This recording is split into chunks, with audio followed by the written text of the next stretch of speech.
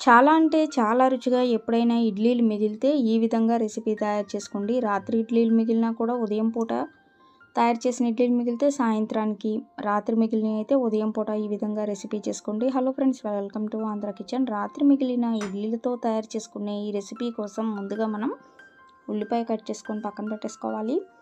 అలాగే చిన్న రోల్ తీసుకొని పావు చెంచా మిరియాలు, పావు చెంచా జీలకర్ర వేసుకొని దంచేసుకోవాలండి. ఇక్కడ మనం తీసుకునే ఇడ్లీలు బట్టి ఈ మిరియాలు అలాగే జీలకర్ర ఎక్కువ తక్కువ అనేది చూసుకొని వేసుకోవాలి. ఈ విధంగా మిరియాలు అలాగే జీలకర్రని దంచుకున్న తర్వాత ఈ పొడిని పక్కన పెట్టేసుకుందాము. ఇప్పుడు స్టవ్ ఆన్ చేసుకొని బాండీ పెట్టుకోండి. ఇక్కడ నేను ఈ రెసిపీలోకి నెయ్యి వేసుకుంటున్నాను. నూనె కాకుండా నెయ్యి వేసుకున్నానండి. 2 చెంచాల వరకు నెయ్యి వేసుకున్నాను. ఇప్పుడు బాండీలోకి పచ్చిశనగపప్పు వేసుకున్నానండి. 1/2 చెంచా పచ్చిశనగపప్పు అలాగే వేరుశనగపప్పు అదేనండి పల్లీలు వేసుకోవాలి. ఇప్పుడు వీటిని వేయించుకోవాలి.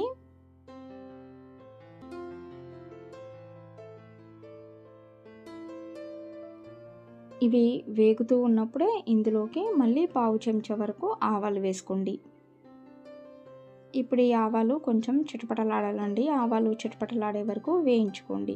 ఈ విధంగా కొంచెం సేపు వేగిన తర్వాత ఇందులోకి పచ్చిమిరపకాయలు వేసుకోవాలి. పచ్చిమిరపకాయ ముక్కలు అలాగే ఉల్లిపాయ ముక్కలు వేసుకోండి. ఇప్పుడు ఈ పచ్చిమిర్చి ఉల్లిపాయ ముక్కలను కూడా వేయించుకోవాలి.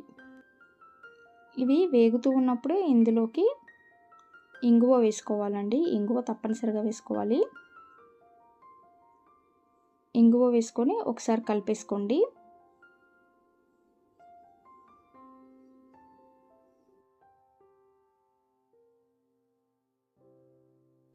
ఇంగువని కలిపేసుకున్న తర్వాత ఇందులోకి ముందుగా మనం జీలకర్ర అలాగే మిరియాలు దంచుకున్నాం కదా, ఈ పొడి వేసుకొని కరివేపాకు వేసుకోవాలి. అలాగే ఉప్పు వేసుకోండి.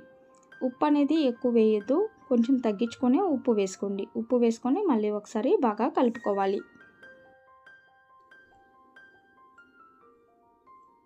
ఇక మనం ఈ రెసిపీకి ఇడ్లీ తీసుకుంటామండి. అయితే ఈ ఇడ్లీలని ఇంకా మెత్తగా ఉడికించుకోవటానికి 2 గ్లాసుల వరకు నీళ్లు తీసుకుంటున్నాను. ఇప్పుడు ఈ నీటిని మరిగించుకోవాలి. ఆల్రెడీ మనం ఇడ్లీలో ఉప్పు వేసుకుంటాం కాబట్టి ఉప్పు అనేది తగ్గించుకొని వేసుకోమని చెప్పాను. ఇక్కడ నేను చిన్న ఇడ్లీలు తీసుకున్నానండి. 1/2 డజన్ ఇడ్లీలు తీసుకున్నాను. చూస్తున్నారు కదా, ఈ విధంగా మరి పెద్ద ఇడ్లీలు కాకుండా చిన్న ఇడ్లీలకి 2 గ్లాసుల వరకు నీళ్లు వేసుకున్నాను. అంటే ఒక 1/2 లీటర్ వరకు నీళ్లు తీసుకున్నాను. చూస్తున్నారు కదా, మనకి నీళ్లు చక్కగా మరుగుతున్నాయి. నీళ్లు ఈ విధంగా మరిగిన తర్వాత ఇప్పుడు ఇందులోకి మనం ఇడ్లీలు వేసుకోవాలి.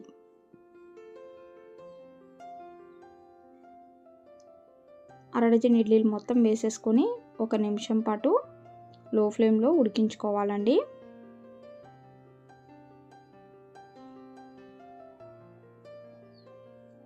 ఈ విధంగా ఉడికిన తర్వాత మళ్ళీ ఇందులోకి కొంచెం పసుపు వేసుకొని ఇంకా కలిపేసుకోండి. ఇడ్లీలు కొంచెం మనం మెత్తగా అయ్యే వరకు ఉడికించుకోవాలి. అలాగే దగ్గర పడాలండి.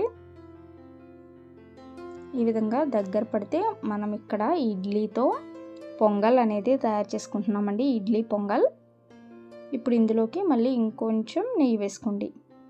పొంగల్ తయారు చేసుకుంటున్నాం కాబట్టి జీలకర్ర అలాగే మిరియాలు వేసుకున్నాం. మీరు కుదిరితే జీలకర్ర మిరియాలతో పాటు అల్లం కూడా చిన్న ముక్క వేసుకొని దంచేసుకొని వేసుకుంటే ఇంకా రుచిగా ఉంటుంది. ఇలా దగ్గర పడే వరకు ఉడికించుకున్న తర్వాత ఇక స్టవ్ ఆఫ్ చేసుకుంటే చాలండి. రుచికరమైన ఇడ్లీ పొంగల్ రెడీ. ఈ పొంగల్కి నేను కాంబినేషన్గా పల్లీ పచ్చడి అలాగే జారుగా ఉండే టమాటా పచ్చడి 2 చేసుకున్నాను ఇంట్లో. మరి మీ అందరికీ మిగిలిన ఇడ్లీతో తయారు చేసుకున్న ఈ ఇడ్లీ పొంగల్ రెసిపీ వీడియో నచ్చినట్లయితే ఈ వీడియోని లైక్ చేయండి, షేర్ చేయండి. మరిన్ని వీడియోస్ కోసం మా ఛానల్ సబ్స్క్రైబ్ చేయండి. Thank you for watching.